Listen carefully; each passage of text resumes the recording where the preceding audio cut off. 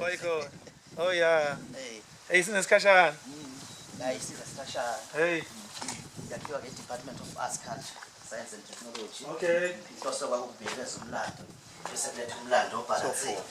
Akumlando bakubona ngathi awubhalansile, amabhulu nje ishaya umlando awuthandayo. Wasibona ukuthi akekho vele isite la kuphi. Labantu ke manje. Labantu ukuthi bathini. So yenziwa research ahlukahlukene ekhaya. Bekhona uprofessor Maphala. Hayi usakakhulu wona lapha emlandweni wakho. Hayi usakakhulu ngapha emlandweni wakho. Yeah. So ke umuseum wethu lo nawo awumananga wakhiwa. Masibuka nje siyawubona wakhisokwane okuyimpondo zenyathi. So indlela akuzulu abehlasela ngayo ezaqosha ubani ilembe. So ke la sinamakhosi akaZulu la obondeni. Suka kulilembe nanti ilembe ngapha. Elegama lamalebe lokhali ithombe la.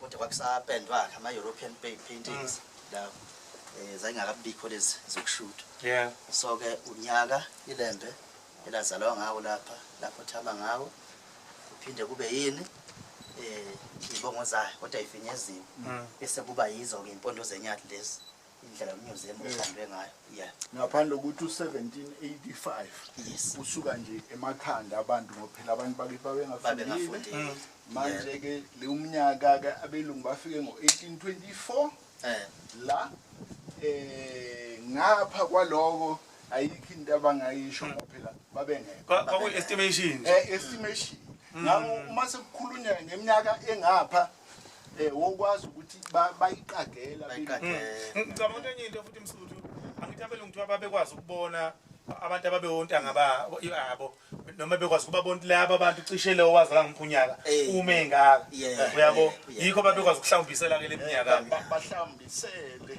ngala uma impela sokuchaza kakhulu u1828 ulungile ngoba bekhona ibhala namadaya 24 September ulungile ngoba bese beveli bebhala bashona ngaba konke la ukuthi wazalwa nini wonke ingonyama zazalwa nini odingane accessiyo ka accessiyo manje iyalungiswa ukuthi ingadali izinto ezingamabili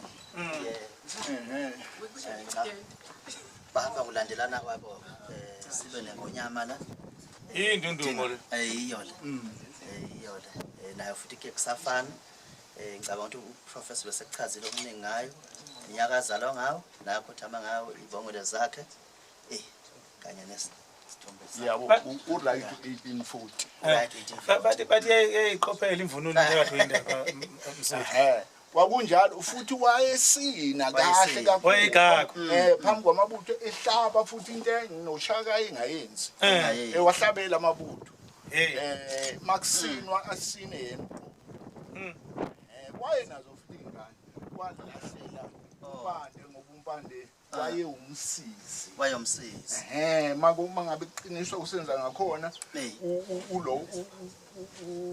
ulo ubani usenza kakhulu kwathiwa yiya entombini othandana nayo ungazigezi inhlanga ufika ulale nayo kanje waya ke kusongiya wafika ulala nayo leyo ntombazane bathi ke wayayizala umfana wazalwa kanjalo kumpande wayeseba umsizi kuthi ngeke azabe ingonyama noma kuthiwani amabhunu ambeka ambeka amabhunu ngemva kwempilo yasemaqonqa ambeka uya lesikhuluma ngayo umbanda umlandelana kwabo indlela yokubukeka kwabo Msuthu indlela yayichaza ukuthi babebukeka kanjani bona usho njengaseyithombeni kuyachazwa phela ukuthi waye nje kodwa bese kuthiwe ke asikhulume ngento ephathekayo bese ke kuthathwa lesi sadwetshwa uCaptain James King ushaka laba kuthathwe lokhu futhi okwakudwetshwa kwase kuhlala laphana kunonqayi la eshow bese ke kuthathwe njengoba kunjalo kubekwe naba baba nezithombe zangempela isilucetshwa amakamera ayisekhona ke isangempela ke isithombe sakhe kodwa hayi 1830 hayi 1834 hayi akekho babengekho nje abelungu ukuthi basho ukuthi wazalwa ngalonyaka babengekho babengakazenzi manje ke kufanele mawuchaza uchaze ukuthi babengekho ukuhlambisela lokho lo ongaphambili ulungile isithombe silungile naseNgilandi sikhona basithatha silingise silungile silungile hayi siyaphela ke lapha impondo ngizocela singene ngaphakathi siyogcina khona ngapha okay singene sana abe khona le ukuzana ngifuna bekho wayezazi izihlakaniphile wayebazi wathi untshingwayo kasonkani wakwashezi ngifuna bekho yebo bagcina ke be4 ababehambe noqetshwayo bayaphambili bathengelwa amasuti uthe unazi isithombe lesi salo bonke bafaka amasuti esikamaphele nginaso mina uvunule nje hayi wani kwilokhu ngani ngizozama ukuthi ngisigaye uzobona awongitholele phela baba nginaso